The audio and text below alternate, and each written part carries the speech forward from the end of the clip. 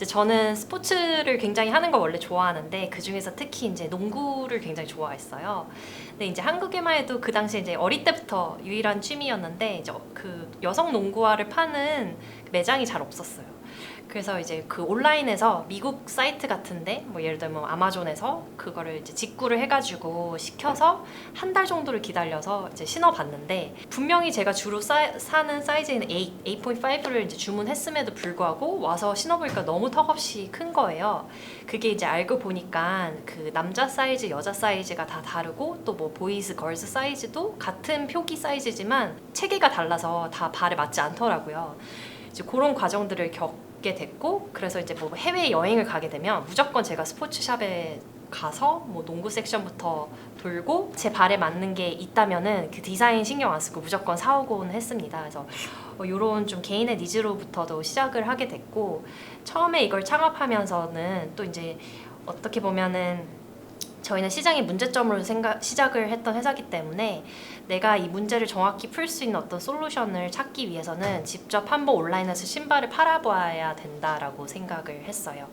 그래서 창업 초기에 한 2년 동안은 가장 온라인에서 팔기 어려운 신발이 그럼 뭘까라고 해서 이제 여성 구두다라고 해서 가장 어떻게 보면 어려운 빡센 그 신발 카테고리로 한번 온라인에서 팔아보자라고 해서 한 2년 동안 그 몰을 구성을 해서 또 거기에 이제 스타일 추천과 사이즈 추천 기능 같은 것들을 넣어서 운영도 해보고 팔아보고 했던 과정이 있었습니다.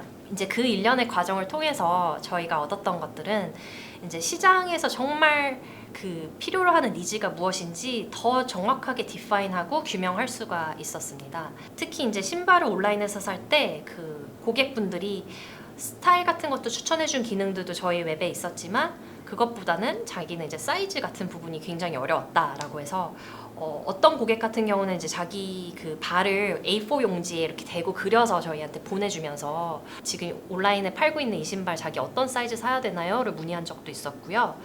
그 운영하는 동안에 또 콜센터로 전화도 많이 오셨고 또 고객 문의에도 올려놓으셨고 그런 라이브 채팅방에도 그냥 데일리 그 3만 원짜리 여성 구두를 사면서도 그렇게 고민을 많이 하시는 고객들의 모습을 보고 우리가 스타일 추천도 해줄 수 있고 뭐 여러 가지 것도 온라인에서 해줄 수 있지만 가장 중요한 거는 이 사이즈 부분, 핏에 대한 부분을 풀어주는 거구나 라고 이제 저 정확히 알게 됐고 그 부분에 이제 포커스를 할 수 있게 됐습니다.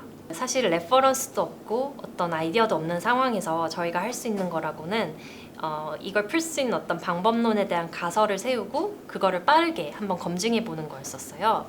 그래서 뭐 정확한 핏을 알려주기 위해서는 발의 모양이 중요하다 또는 길이가 중요하다 너비가 중요하다라고 하면은 그런 것들을 가설 세우고 그거에 맞는 데이터들을 빠르게 수집을 해서 알고리즘을 형성하고 또 여러 베타 테스트로 해서 실제 고객들을 찾아가서 신겨보고 입혀보고 맞는지 이제 테스팅하는 과정을 빠르게 돌리는 거 그걸 통해서 이제 어떤 기술도 고도화를 시켰고 서비스도 고도화 시킬 수 있게 되었습니다. 사실 이걸 구현하면서 가장 어려웠던 부분은 저희 펄핏에게는 기술 구현이었었습니다.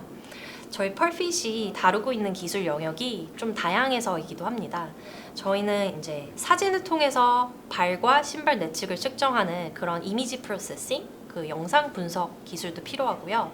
또 머신러닝을 통해서 알고리즘을 세팅하는 그런 머신러닝 AI 엔지니어 부분도 필요하고 그다음에 또 앱 개발이나 웹 개발 같은 부분들이 모두 좀 섞여 있어요.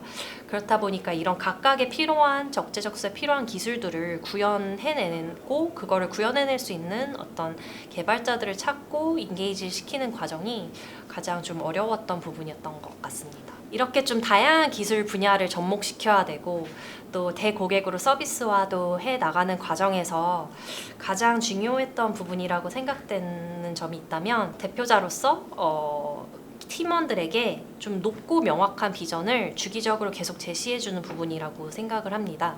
그리고 이 높고 명확한 비전을 제시를 할 때 이제 정말 고객 가치 중심적으로 모두 팀원들이 사고할 수 있게끔 그런 조직 문화를 자꾸 조직 내부에 심어가는 과정들에 가장 저는 포커스를 많이 했었습니다.